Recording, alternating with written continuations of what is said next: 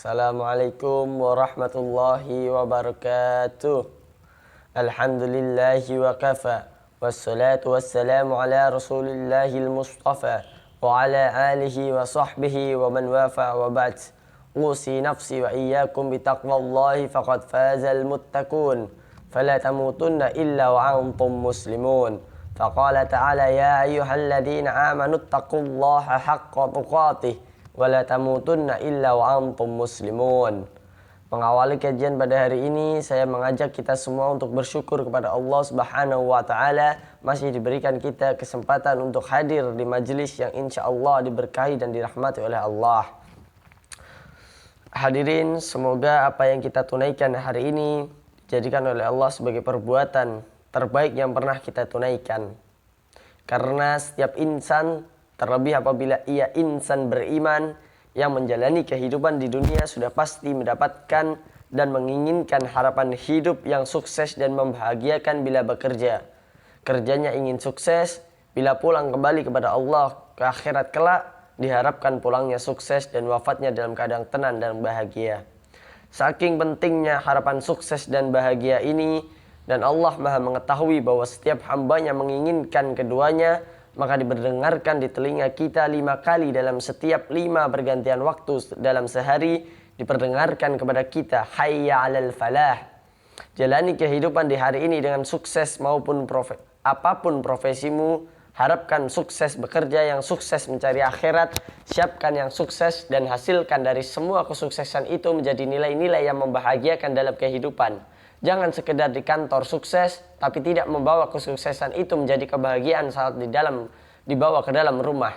Sukses tapi tidak sakinah. Sukses tapi tidak memberi ketenangan. Hayya 'alal falah. Diingatkan, bangun menjadi pribadi yang sukses dan bahagia sampai ke siang, muncul zuhur terang. Jelas diminta dievaluasi sejauh mana kesuksesan itu bisa diraih. Kalau pekerjaan duniawi, evaluasi. Kalau ibadah, ukhrawi. Evaluasi jangan dari subuh ke duhur lupa ingat dengan Allah, lupa berzikir, lupa baca Quran, lupa sedekah. Padahal kita berharap ketika kita kembali kepada Allah Subhanahu wa taala mendapatkan rahmatnya. Yang tertinggi apa bekal yang telah kita siapkan? Sudah jelaskah capaian kesuksesan kita sampai duhur? Siang yang jelas itu maka diperdengarkan kembali di telinga kita hayya 'alal falah, sampai hilang siangnya muncul ke sore, hilang sore menjelang ke malam datang maghrib hayya 'alal falah, menjelang tidur sebelum istirahat hayya 'alal falah, bahkan saat akan mimpi pun akan tidur kata Allah, jangan biarkan engkau membawa dirimu untuk istirahat kecuali engkau istirahat dalam keadaan yang telah terasa sukses dan membahagiakan. Hadirin, kembali kepada nilai-nilai Quran di dalam surah Al-Baqarah ayat kelima. Ulaika hudam mir rabbihim wa ulaika humul muflihun. Ada golongan yang kata Allah mereka itu senantiasa diberikan petunjuk oleh Allah, mau kerja dibimbing oleh Allah sehingga kerjanya nyaman, tenang dan sukses. Bukankah yang punya rezeki Allah? Bukankah yang punya solusi Allah? Ada orang yang ketika baru melangkah untuk bekerja dia katakan Rabbi adkhilni mudkhala sidqi, tanpa nyogok, tanpa harus mencari jalan yang salah, dibimbing oleh Allah, lancar, sukses, bahagia. Ada orang yang ingin belajar, dia mengerti Allah, pemilik pengetahuan, dia memohon kepada Allah, dibukakan akses pengetahuannya. Bukankah Allah Al-Alim? Maka dia dekati Rabbnya, dia dekati Allah Subhanahu wa taala dan ia ikuti pedomannya. Ulaika ala hudam mir rabbihim. Maka diberi petunjuk oleh Allah Subhanahu wa taala, dibimbing mendapatkan lompatan kecerdasan, mudah memahami, mudah untuk mengamalkan semua aspek kehidupan, baik dengan tenaga, baik dengan ilmu, baik dengan harta, baik dengan pengetahuan. 4 aspek yang menjadi bekal kehidupan manusia di dunia ini diberikan pedomannya oleh Allah sehingga mudah diantarkan kepada kesuksesan dan kebahagiaan, dan 4 golongan inilah yang dibimbing oleh Rasulullah SAW baik dalam fase Makkah terlebih dalam fase Madinah kurang lebih 23 tahun dalam tugas Nabi SAW. Dalam berdakwah menghasilkan 4 golongan utama yang kaya posisi, tingkat tertinggi kekayaannya, bahkan sampai sekarang masih didapatkan asetnya seperti Utsman bin Affan. Bagaimana transformasi kekayaan Abdurrahman bin Auf yang sampai sekarang belum mampu disaingi oleh orang terkaya di bumi. dengan aset yang kalau dikonversikan sampai saat ini berjumlah kurang lebih 72.000 triliun. Siapa yang tidak kenal dengan Abu Bakar As-Siddiq? Siapa yang tidak kenal dengan Umar bin Khattab? Di aspek pengetahuan ada Ali bin Abi Thalib, ada Abu Hurairah, ada Salman Al-Farisi, dan semuanya sukses melintasi zamannya. Berbahagia diingat, dikenang oleh setiap zaman dan masa yang telah dilaluinya. Hadirin, ulaika ala hudam min rabbihim wa ulaika humul muflihun. Dan sebelum kata muflihun, Allah tegaskan dengan ulaika humul muflihun. Allah tegaskan kata hum untuk memberi kesan.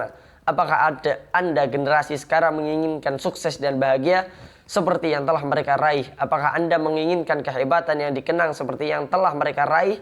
Jika Anda menginginkannya, masuklah pada golongan muflihun. Di ayat ini dan diikuti setiap tahapan-tahapan yang telah diterangkan dan dipedomani dalam Al-Quran pada ayat-ayat sebelumnya. Hadirin, siapakah al-muflihun yang dimaksudkan dalam pembuka Al-Quran di surah Al-Baqarah ini? Maka kita perlu lihat di ayat sebelumnya. Alif Lam Mim. Hai semua manusia, dengar akan firman yang aku sampaikan ini. Dalikal kitabul la raiba fih. Semua yang terkandung dalam Al-Quran ini bukan bacaan biasa, tapi di dalamnya ada pedoman berkehidupan yang mengantarkan pada kesuksesan dan kebahagiaan. Dan jangan pernah ragukan isinya. Huda lil muttaqin. Tapi itu hanya akan berlaku pedoman ini untuk sukses itu, untuk bahagia itu hanya bagi golongan orang-orang takwa saja. Kita temukan ternyata yang dimaksud orang yang mendapatkan falah itu generasi yang sukses. Generasi yang bahagia melintasi zamannya sampai kembali kepada Allah di akhirat disebut oleh Al-Quran al-muttaqin. Golongan orang-orang takwa. Hadirin, siapa orang-orang takwa itu? Dan saking pentingnya golongan takwa itu, memiliki wasiat takwa tidak sah apabila sholat Jumat kecuali dengan 5 rukun. Yang pertama hamdalah, salawat, tausiyah, atau wasiat, dan wasiatnya pun dicontohkan Nabi dengan wasiat takwa saking pentingnya. Kesuksesan saking pentingnya, kebahagiaan dia masuk satu di antara rukun Jumat yang 5. Rukun khutbah yang 5 tidak sah Jumat disampaikan sehebat apapun materinya, sedalam apapun materinya jika tidak mengandung wasiat takwa. Dan apa esensi wasiat takwa itu? Sampai setiap pekan Nabi mengingatkan umatnya dikumpulkan di suatu tempat yang sangat luas. Mengingatkan, ingat takwa yang serius, jaga sampai wafat. Ya ayyuhalladzina amanu taqullaha haqqa tuqatih wa la tamutunna illa wa antum muslimun. Di dalam surat Quran surah Ali Imran ayat 102 itu, kenapa takwa menjadi penting? Karena hanya orang takwa yang bisa sukses, orang takwa yang bisa bahagia. Kata takwa disebutkan dalam Al-Quran dan tidak pernah disebutkan kecuali bersanding dengan jaminan kebahagiaan dan kesuksesan. Anda punya masalah, bahkan datang ke Jumat ini pun masalahnya belum tuntas, maka turun surah ke-65 di akhir ayat kedua, di awal ayat ketiga. Wa may yattaqillaha yaj'al lahu makhraja wa may yarzuqhu min haitsu la yahtasib. Dan siapapun yang mampu meningkatkan takwanya kepada Allah, bukan hartanya, bukan jabatannya, bukan ilmunya. Jadi kalau Anda datang ke Jumat ini dengan harta yang sudah berlimpah, kedudukan yang tinggi, tapi masalah tak pernah selesai, tak pernah tuntas, coba renungkan, mungkin masalahnya bukan karena harta, bukan karena status, bukan karena ilmu, barangkali pendekatan kepada Allah, takwanya yang belum meningkat. Perusahaan banyak tapi di rumah nggak pernah bahagia. Mungkin bukan harta soalnya adalah takwa yang sejati. Dan sesungguhnya wa may yattaqillaha yaj'al lahu makhraja wa may yarzuqhu min haitsu la yahtasib. Hai kata Allah, jangankan yang kau hitung, yang tidak engkau duga pun persoalan rezeki aku akan kirimkan sepanjang engkau punya akses yang dekat kepadaku. Bukankah kita yang meyakini Allah yang punya rezeki sehingga kita menyebutnya dengan Ar-Razak? Bukankah kita meyakini Allah yang punya pengetahuan, Allah yang punya solusi? Lantas Allah balik bertanya ketika engkau punya masalah, kenapa engkau tidak mendekat? Ketika engkau menginginkan rezeki, kenapa harus menyogok? Kenapa harus korupsi? Bukankah engkau mengatakan hanya aku yang punya rezeki? Akulah Ar-Razak wa yarzuqhu min haitsu la yahtasib. Anda yang belajar di kampus, di sekolah, Anda menginginkan lompatan pengetahuan. Rumus pertamanya dekati yang punya. Turun Quran surah kedua Al-Baqarah di akhir ayat 282. Wattaqullaha wa yu'allimukumullah. Tingkatkan takwamu kepada Allah, maka aku buka akses pengajaran untuk meluaskan cawan pengetahuanmu, kata Allah. Perhatikan orang-orang terdahulu yang diajari oleh Nabi SAW. Bagaimana Abdullah bin Mas'ud, Ibn Abbas radhiyallahu an, sahabat-sahabat hanya menguasai bahasa asing 3 hari saja. Bagaimana lompatan pengetahuan terjadi kepada mereka ketika mereka mendekati Allah Subhanahu wa taala. Anda ingin bahagia, Al-Baqarah di ayat 189. Wattaqullaha la'allakum tuflihun. Tingkatkan takwamu kepada Allah, aku dekatkan engkau kepada kebahagiaan yang sejati dunia dan akhirat. Dalam konteks akhirat, Anda menginginkan surga yang seluas langit dan bumi, yang mewah, fasilitas hebat, tidak dibuka dalam Al-Quran kecuali dengan takwa. Wasari'u ila maghfiratin min rabbikum wa jannatin arduhas samawati wal ardu uiddat lil muttaqin. Anda menginginkan di taman surga Firdaus, taman yang sangat indah, tengah-tengahnya, maka tidak diberikan kecuali kepada orang-orang yang bertakwa. Innal muttaqina fi jannati wa uyun. Takwa. Dunia yang sebentar kuncinya takwa. Akhirat yang sebentar lagi kuncinya takwa. Itulah sebabnya setiap Jumat kita diingatkan oleh Nabi SAW dan menjadi wasiat yang lestari di setiap masa, jaga takwa. Jaga takwa. Tidaklah Jumat ini disyariatkan bukan sekedar ingin menjadikan kita berkumpul, duduk kadang mengantuk lalu tertidur, sholat 2 rakaat dan bubar. Bukan itu yang diinginkan. Kita diinginkan untuk saling mengenal. Kita diinginkan untuk saling mengisi. Kita diinginkan bermuhasabah. Jangan-jangan duduk di masjid ini mendengarkan khutbah, sudah berlangsung puluhan tahun hidup di dunia, sudah diraih yang sebentar, akhirat yang sebentar lagi belum dipersiapkan. Fas'au ila dzikrillah. Kata Allah, hai hambaku, di mana pikiranmu? Di mana visimu? Apa persiapanmu untuk pulang? Ada orang yang terus menyiapkan akhirat, lupa dengan dunianya, lupa dengan tetangganya, lupa dengan kerabatnya. Maka diingatkan dalam Jumat, lihat kananmu, lihat kirimu, kenali belakangmu, kenali depanmu. Bukankah engkau bersaudara dengan yang lainnya? Hadirin, itulah bagian dari kata falah. Pemiliknya disebut dengan muflih, jamaknya disebut dengan al-muflihun. Sebagai penutup dari khutbah yang pertama ini, jika bertanya kepada Allah dan Rasulnya, ya Allah, ya Rasulullah, bagaimana cara kami secara cepat dan singkat membangun akses takwa ini? Detailnya seperti apa sehingga setiap pekerjaan yang kami lakukan, apapun profesinya, berpeluang cepat mendapatkan kesuksesan dan kebahagiaan yang dimaksudkan. Maka hadirin, Al-Quran membagi jawaban itu kepada 2 segmen utama dengan cepat. Yang pertama, teruskan ayat 3-nya untuk menerangkan kata muttaqin. Di ayat kedua Al-Baqarah, alladzina yu'minuna bil ghaibi wa yuqimunas salata wa mimma razaqnahum yunfikun walladzina yu'minuna bima unzila ilaika wa ma unzila min qablik wa bil akhirati hum yuqinun.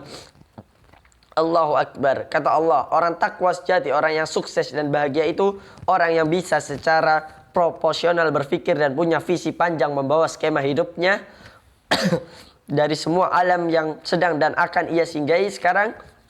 Kita di dunia ditingkatkan dunia menuju akhirat. Ada waiting room-nya, namanya barzah. Jika dipersingkat kehidupan dunia sampai akhirat, wabil akhirati hum yuqinun. Kita mulai dari ayat yang keempat. Orang sukses itu, kata Al-Quran, adalah orang yang punya visi panjang sampai kehidupan akhiratnya. Maka di tafsir Al-Quran surah ke-59 ayat ke-18. Ya ayyuhalladzina amanu taqullaha wal tanzur nafsum ma qaddamat ligat. Hei orang-orang yang mengaku beriman, Anda, saya, kita detik ini mengatakan saya beriman ya Allah, maka berlaku ayat ini untuk kita. Tingkatkan takwamu kepada Allah dan buktikan peningkatan takwa itu pertama dengan punya visi panjang sampai ghad. Ghad yang dimaksud di ayat itu sampai akhirat. Jadi kata Al-Quran, jangan cuma ada maaf, bangun tidur, makan, minum, tidur lagi, berangkat gelap, pulang gelap, tidak punya visi sampai panjang. Al-Quran sampai jelas menurunkan kurikulumnya. Anda mau kembali ke akhirat sebentar lagi, pengen punya harapan, masuk surga ada 8 pintunya, dari surga yang biasa Jannatun Na'im sampai dengan surga tertinggi, surga Firdaus. Kurikulumnya sudah disiapkan. Surga mana yang Anda inginkan untuk memasukinya? Pintu yang mana? Maka turunkan kurikulumnya. Jadikan kemudian bagian-bagian yang akan kita tunggangi saat ini di dunia. Keluarkan sifatnya, keluarkan karakternya, lekatkan pada profesi yang kita jalani saat ini. Contoh sekarang, ya Allah, saya menginginkan menjadi penghuni surga Firdaus. Di mana ditemukan kurikulum surga Firdaus? Seperti apa karakternya? Buka ayatnya, keluarkan surah ke-23 Al-Mu'minun ayat 1-9. Sampai ketika kita temukan pada kalimat ulaika humul warisun alladzina yarisunal firdaus hum fiha khalidun. Allah yang menyampaikan langsung ada calon penghuni surga Firdaus yang sedang beraktivitas di bumi, bukan orang yang sekedar punya harapan. Dibuka dengan kata pemilik falah. Ayat pertamanya qad aflahal mu'minun. Sungguh orang beriman yang benar imannya, dia pasti mengenangkan kesuksesan dan kebahagiaan. Dan sukses serta bahagia yang dimaksudkan di ayat ini bukan sekedar konteks dunia yang sementara saja, tapi konteks keabadian sampai dia mendapatkan surga Firdaus di alam akhiratnya. Apa sifatnya? Turunkan jadi karakter alladzina hum fi salatihim khashi'un walladzina hum 'anil lagwi mu'ridun walladzina hum lidzakati fa'ilun. Anda silahkan jadi apapun. Jadi pejabat boleh, jadi diplomat boleh, jadi bisnis silahkan. Tapi ketika Anda menginginkan menjadi penghuni surga Firdaus, lekatkan sifat-sifat yang melekat di dalamnya, turunkan jadi karakter. Saya pejabat, saya sholat. Surga biasa, sholatnya biasa. Surga Firdaus, sholatnya khusyuk. Sepenting-pentingnya pekerjaan, Anda masih punya harapan. Karena harapannya ingin ke surga. Anda luangkan waktu prioritas belajar bagaimana menjadi seorang pelaku sholat yang khusyuk. Bicara yang penting-penting saja. Mendengar yang penting saja. Turunkan menjadi karakter kehidupan. Tunggangi ini pada kehidupan yang sebentar saja. Dan tunggu janji Allah kita akan pulang. Anda usahakan dengan karakter itu. Hadirin, yang paling menarik bahkan saat akan wafat dalam sakratul maut ditampakkanlah semua hasil perjuangan kita itu berupa surga yang kita harapkan, sehingga tenang kita melihat itu, dan di dalam tenang itulah dicabut nyawanya dalam keadaan yang sangat lapang. Quran surah ke-89 ayat ke-27 sampai dengan 30. Ya ayyatuhan nafsul mutmainnah, hei jiwa-jiwa yang tengah tenang menghadapi kematian, irji'i ila rabbika radiyatan mardiyah, cepat pulang, karena aku telah ridho dengan amal persiapanmu, dan engkau pun akan ridho dengan pemberian yang akan aku tampakkan saat ini kepadamu. Apa yang ditampakkan? Fadkhulil fi ibadi, masuk dalam golongan hambaku yang soleh. Wadkhuli jannati, pada kalimat wadkhuli jannati ditampakkanlah surganya. Tempat berpulang seperti Sayyidah Aisyah, ditampakkan istana surganya ketika dia bermohon, Rabbi bni li indaka baitin fil jannah. Ya Allah, bangunkan aku istana, ya Allah, di dalam surgamu, tempat yang engkau janjikan kepadaku. Dia diikat di tiang oleh suaminya Fir'aun, diancam dengan hukuman eksekusi kematian, tapi dia wafat dalam keadaan tersenyum karena ditampakkan surganya. Kita di mana sampai saat ini? Bagaimana menjadi golongan yang beriman itu? Golongan ahli akhirat itu. Maka tidak ada bekal untuk pulang kecuali sifat-sifat ibadah kita. Maka golongan takwa yang pertama, jika ingin sukses, ingin bahagia sampai dibawa pulang ke akhirat, bagian yang pertama, bangun koneksi dengan Allah yang sangat kuat. Itulah yang dimaksud dengan ibadah dalam bentuk ritual. Sehingga orang-orang takwa, orang-orang muflihun, dibuka amalannya oleh Al-Quran dengan kata iman. Dilanjutkan kemudian dengan kata sholat sebagai bagian awal ibadah. Pertama yang membangun kedekatan ibadah dia dengan Allah Subhanahu wa ta'ala. Alladzina yu'minuna bil ghaibi wa yuqimunas salata. Wahai anda yang menginginkan masuk surga, duhai anda yang ingin ke surga Firdaus, ditanya oleh Allah sampai Jumat ini. Ketika kalimat khatib ittaqullah, ditanya bani oleh Allah, hai yang saking sibuknya dengan urusan dunia tapi berharap surga Firdaus, ditanya balik oleh Allah, apa bekal persiapanmu ketika engkau akan bawa pulang menghadap Allah di akhirat nanti? Mana amalanmu? Yang ditanya bukan seberapa tinggi jabatanmu, berapa banyak harta anda. Yang akan ditanya oleh Allah berapa banyak amal soleh dan bekal-bekal ibadah yang dihasilkan dari titipan di dunia ini. Anda diberikan usia 40 tahun, 50 tahun, rumah yang mewah, masjid yang megah, keadaan yang nyaman, tempat ber-AC. Apa yang telah kita siapkan sampai detik ini? Kita akan dihisap. Dunia hanya sebentar, tapi akhirat sebentar lagi akan kita hadapi. Semoga yang kita bahas pada hari ini bermanfaat bagi kita dan dijadikan sebagai tambahan amal kita pada hari kiamat. Amin ya rabbal alamin. Rabbana taqabbal minna innaka antas samiul alim wa tub alayya innaka antat tawwabur rahim. Wa akhiru da'wa subhanakallahumma wa bihamdika asyhadu an la ilaha illa anta astaghfiruka wa atubu ilaik. Wallahu muwaffiq ila aqwamit thoriq. Wassalamu alaikum warahmatullahi wabarakatuh.